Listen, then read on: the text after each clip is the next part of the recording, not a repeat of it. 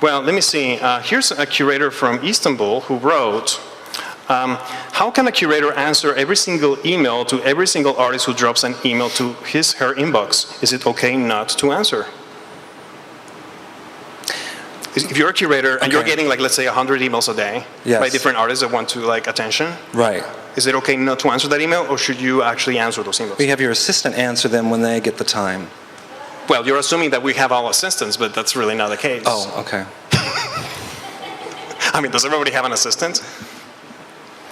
But it's an interesting question. Like, how do you really, as a curator, how do you actually reply to every single request? I mean, do you simply ignore everybody and only reply to the ones that you're interested in, or do you really show like a simple certain level of, like, you know, responsiveness to? You call up other curator friends and you see if they know about the work. That's one thing. You do probably, you look online a little bit about the work and you make some decisions based on that. I would say, though, you can't answer all of the, I mean, from the museum's point of view, if you were working at a curator in a museum, you can't answer all of those emails, and so an assistant ends up probably answering them about a month or 2 months later. Okay, well, here's my answer. See what people think. I actually wrote this. It is not okay not to answer. Ignoring an artist's legitimate inquiry via email is a sign of arrogance and pretentiousness. Best practice, if unable to answer each mail individually, is to have a series of ready-made responses, such as, thank you for making me aware of this material. Yeah. I will take a look at it, but as bad you know, I receive many requests. Every day I might not be able to give you a response. That's right. Every day, or right away, or ever. Right. You know? In the case, however, of annoying artists who pester you every day, and we know who they are, you are not obliged to answer every time, as it's perfectly fine to let them know that your inbox cannot sustain 1,000 exhibition announcements from them. Goes without saying of spam, just block them out of your email list. How's that? Yeah. I think you have to be. You have to question me more. Oh, I have to question. Like, well, you have to really, like, ask me.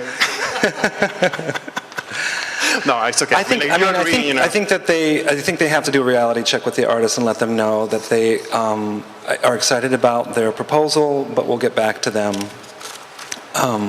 They're very busy right now. I mean, it's generally, that is the truth. Oh, you know, here's one that I actually thought, and this one was a recurring one. I was surprised how many times it really came up, because I hadn't really thought about it much. And this one is, okay, a woman named Genevieve. I think she's French. You know, she could be. It doesn't really matter. This is an international problem that she's bringing up. Maybe in France is more pronounced. But okay, dear aestheticist, how do I ask for credit to an ex-boyfriend with which I've done a long and intensive collaboration, which includes a video in which I perform and a costume if he uses the footage in all situations? How do I go about explaining that a collaboration in nature is with two people and more people, and that it's actually helpful and needed to credit each other? Since I'm more involved in the art world, it's a little hard to explain these things to another person who has less experience, but it is very important to me that I have the credit for the work I did as I credit people I work with. Well, I would agree. You have to have credit for the work you do in a collaboration, and that should be understood from the beginning.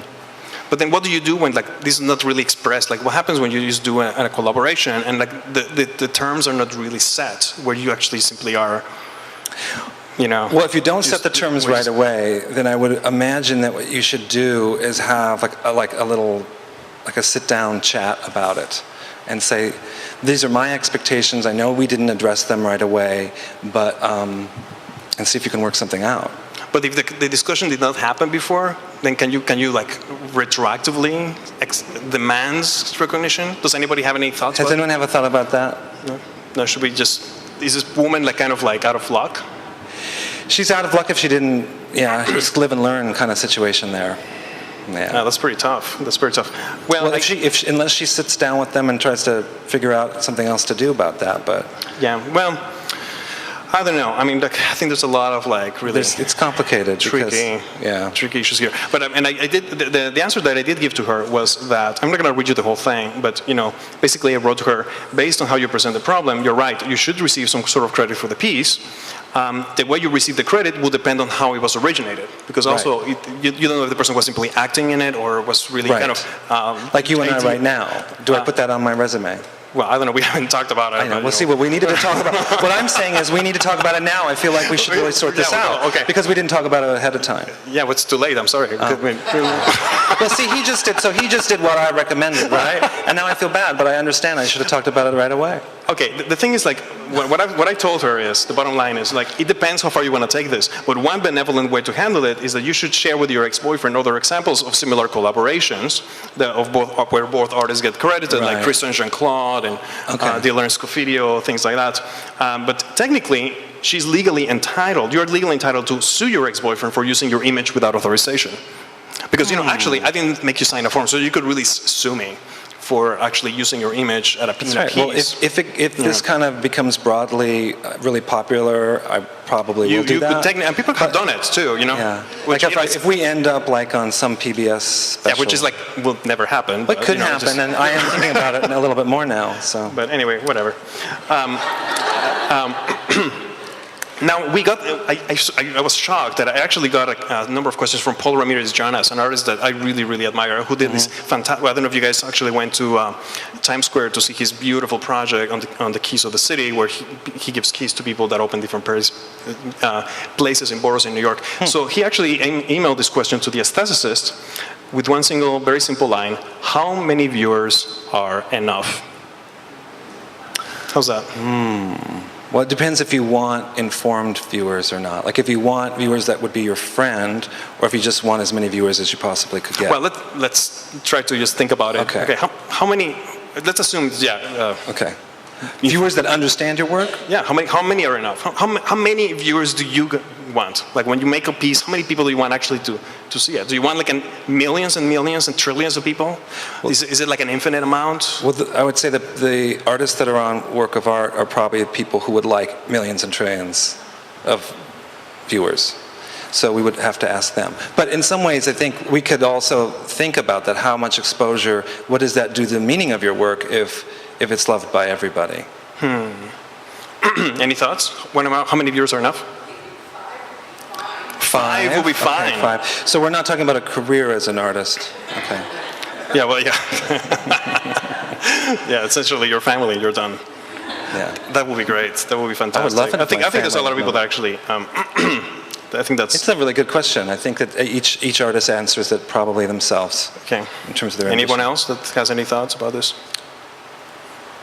Well, I have to say, it took this one that was actually the hardest question that somebody sent to the aestheticist. What was your response? But and it took me days to really think about the answer. And I think, I don't know, this was the answer in the end that I gave him, was, Dear Paul, they will never appear to be enough, but you will know they are too many when you have lost sight of yourself. Oh, that's very good. Well, I don't know. I'm just making it up as we go along. But Pablo, this brings up some bigger questions, which might go on longer, but which is about how popularity changes the work that you do. When you become a very successful artist, and, and then you start changing your work when you were younger. So, because you're so famous, but at the time, I don't know, it feels that you start distorting yourself. Somehow, I mean, it's not that the idea of the self as being stable is also an issue here, because you do change and your work changes and your life changes. So maybe at some point an artist does want to be more accessible at some point, and the work that they're making all of a sudden reaches a moment where it can be more accessible. But to go out to that, to have that only as a goal, I would say it's going to show pretty apparently to people that that's the only thing you're interested in. Does that make sense? Well, okay. Some people,